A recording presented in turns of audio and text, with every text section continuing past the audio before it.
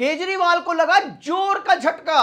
ये केजरीवाल जो अपने बैरक में बैठ के सारी प्रोसीडिंग को टीवी पे देख रहे थे, उनको लग रहा था कि इस बार जो है सुप्रीम कोर्ट जो है कम से कम कुछ राहत देगा। और हमारे जज साहब भी मुझे लगता है कि घर से सोच के ही आए थे कि चीफ मिनिस्टर है, इनको कुछ ना कुछ रिलीफ दे दिया जाए और इनको जो है चुनाव प्रचार के लिए अनुमति मिल जाए। वो अलग बात है कि ये चीफ मिनिस्टर जरूर है लेकिन इनके पास कोई पोर्टफोलियो नहीं है। ये अलग बात है कि ये चीफ मिनिस्टर जरूर है लेकिन कहीं से चुनाव तो ये लड़ नहीं रहे। ये चुनाव लड़वाने के लिए जज साहब जो कह रहे थे, चुनाव लड़वाने के लिए इनको जो है छूट मिलनी चाहिए। ये जो है, ये जो असाधारण घटना जो जज साहब बता रहे थे, वो अलग बात है कि जब बाद में फाइनल डिसीजन जब जज साहब देंगे, क्या बोलेंगे इसके बारे में, वो क्या बताना चाहते हैं, ये अपने फाइनल डिसीजन में जज साहब बताएंगे। लेकिन मैं कह रहा हूं ईडी की तरफ से सॉलिसिटर जनरल तुषार मेहता ने जबरदस्त आर्गुमेंट किया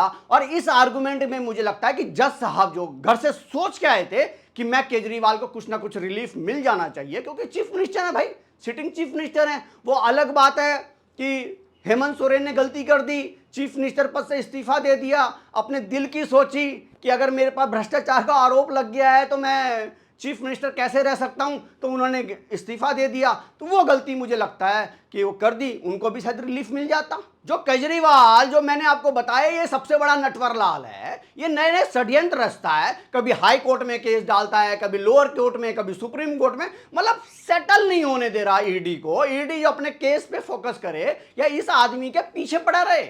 मुझे तो ये समझ में नहीं आता कि जज साहब इसकी बातें इतनी सुनते क्यों हैं। कि हमें बचपन से पढ़ाया गया है संविधान सबके लिए बराबर है, रूल सबके लिए सेम है।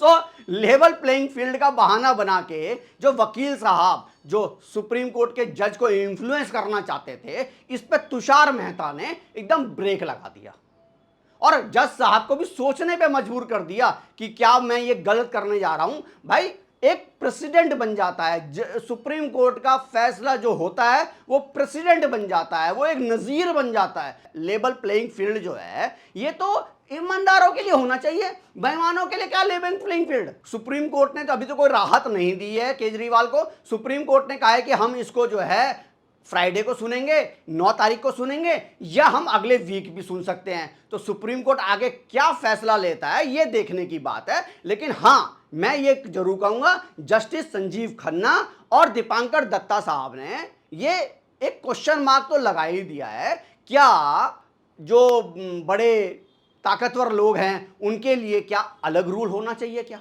जज साहब को लगता है कि नहीं ये फ्रॉड केस है, इसमें इनको जानबूझ के फंसाया गया है, इनको जबरदस्ती जो है चुनाव ना करवाने के लिए, चुनाव ना जीतने के लिए, या किसी भी तरीके से चुनाव से दूर रहने के लिए अगर इनको फंसाया गया है, तब तो मुझे लगता है सही है। लेकिन अगर उनको लगता है कि नहीं, उनको जो है सही तरीके से पकड़ा गया, पेपर तो देखो जज साहब के पास ही है, हम लोगों के पास तो है नहीं। हम लोगों के पास तो जो अखबारों में खबर आती है हम तो उसी के हिसाब से बोलते हैं।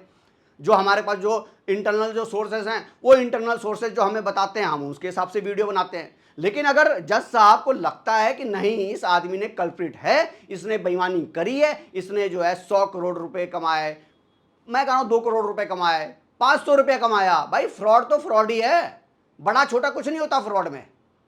जिस आदमी ने फ्रॉड किया है, अगर आपको लगता है कि इसने फ्रॉड किया है तो इसका तो जो है वो जेल में ही उसकी जगह बनती है। अच्छा, केजरीवाल को अगर मान लो छूट मिल जाती है, उनको किसी भी तरीके से जज साहब इन्फ्लुएंस हो जाते हैं, जज साहब कहते हैं कि नहीं नहीं इनको जो है रिलीफ मिल जाना चाहिए क्योंकि ये चीफ मिनिस्टर हैं, फिर तो हेमंत सोरेन तो वहाँ रोएगा जेल में, कहा भाई मेरी क्या गलती इसमें, मैंने क्यों रिजाइन कर दिया। तो हेमंत सोरेन भी यहाँ के कविता भी रोएगी।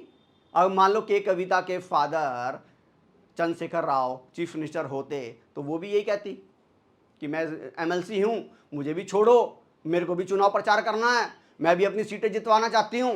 तो जज साहब उनको भी फिर छोड़ना पड़ता। तो आप लोगों को क्या लगता है, ये केजरीवाल जो है ये ऐसे षड्यंत्र जो रच रहा है और दिल्ली के 200 300 400 करोड़ रुपए जो है वकीलों को मतलब दिल्ली का पैसा, जनता का पैसा जो है अपने वकीलों पे ऊपर खर्च कर रहा है। 200-300 करोड़ रुपए जो है मुझे लग रहा है अभिषेक मनु सिंघवी ने ऐंठ लिए होंगे केजरीवाल से, और इसका नुकसान जो दिल्ली वालों को भी झेलना पड़ रहा है। तो दिल्ली वाले मुझे ये बताओ, क्या केजरीवाल को छूटना भी चाहिए? क्या केजरीवाल ने जो है भ्रष्टाचार जो किया है, क्या उसको लेबल प्लेइंग फील्ड जो जज साहब कह रहे हैं कि नहीं सबको जो है समांतर अधिकार मिलने चाहिए, क्या उनको जो है चुनाव प्रचार के लिए उनको जो है रिलीफ मिलना चाहिए क्या?